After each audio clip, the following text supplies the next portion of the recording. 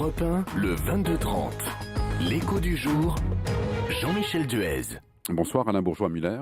Bonsoir. Vous êtes le PDG de Jouet Club et à 15 jours précisément de Noël, c'est bien sûr le moment et l'occasion de faire le point sur le marché du jouet qui globalement est en recul. Depuis le début de l'année, on parle de moins 5% sur les 10 premiers mois de l'année.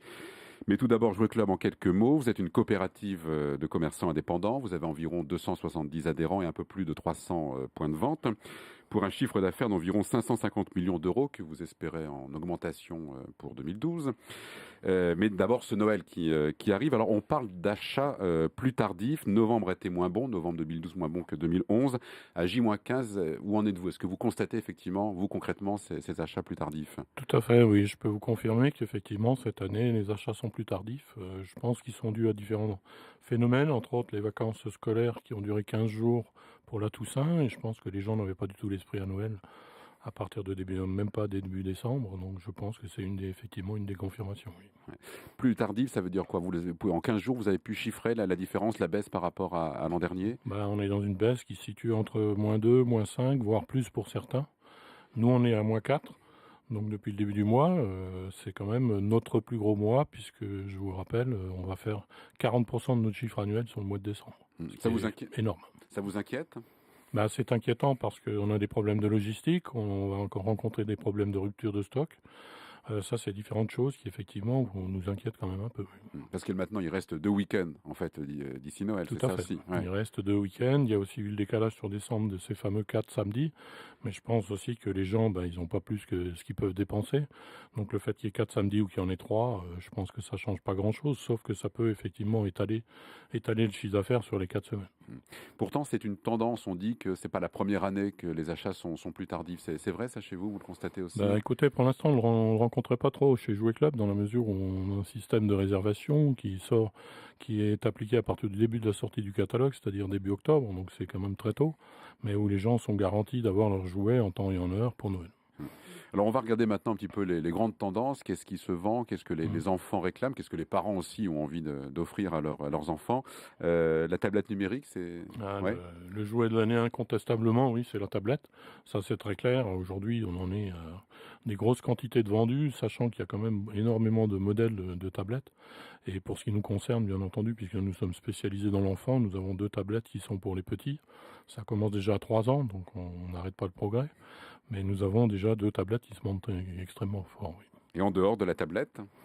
Après, on a pour les filles, c'est les poupées gothiques, c'est les Monster High comme on les appelle. Alors chacun il définira son goût par rapport au produit, parce que c'est vrai que c'est quelque chose de particulier.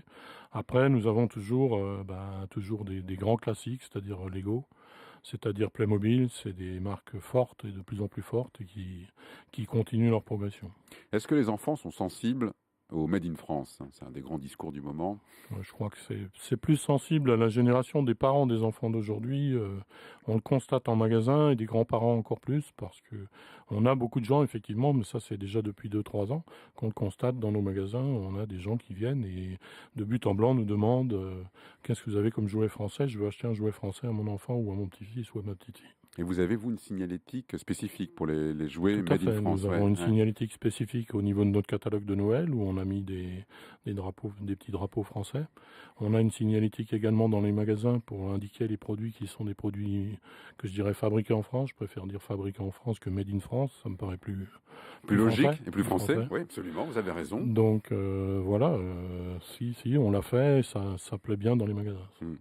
Combien de ventes réalisez-vous sur la boutique en ligne?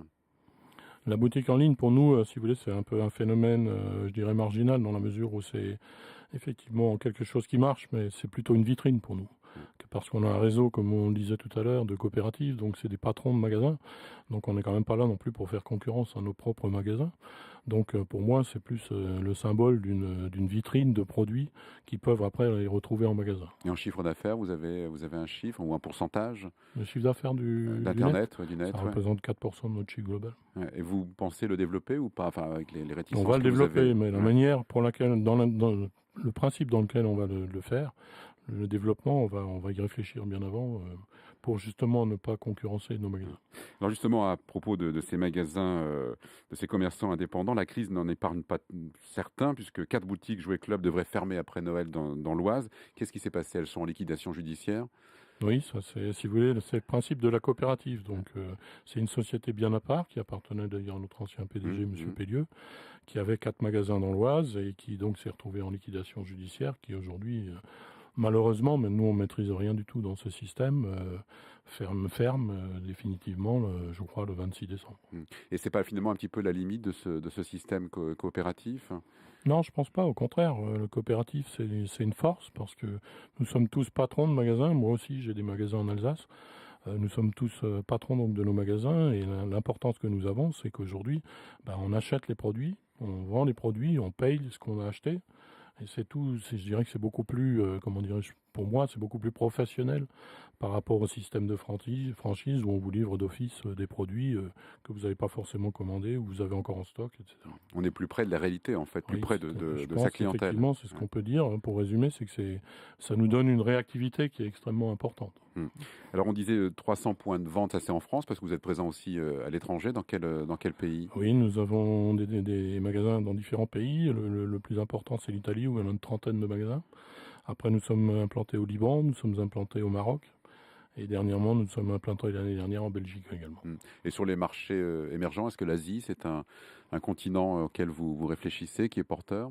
Vous savez, nous sommes effectivement une coopérative, donc on étudie les opportunités qui se présentent à nous.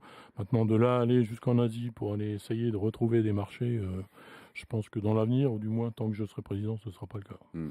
Vous prévoyez des ouvertures en France prochainement? Nous aurons, on a déjà signé pour 14 ouvertures pour 2013, et dont une qui sera en région parisienne, qui sera à Roissy, qui sera un village, puisque nous avons quand même 4 magasins qui appartiennent à la centrale. Paris, Lille et Lyon. Et donc le 4e, ce sera Aéroville, ce sera situé à Roissy, qui ouvrira en octobre, si tout va bien, en octobre 2013. Merci Alain Bourgeois-Müller, PDG donc de Jouet Club. Je vous en prie.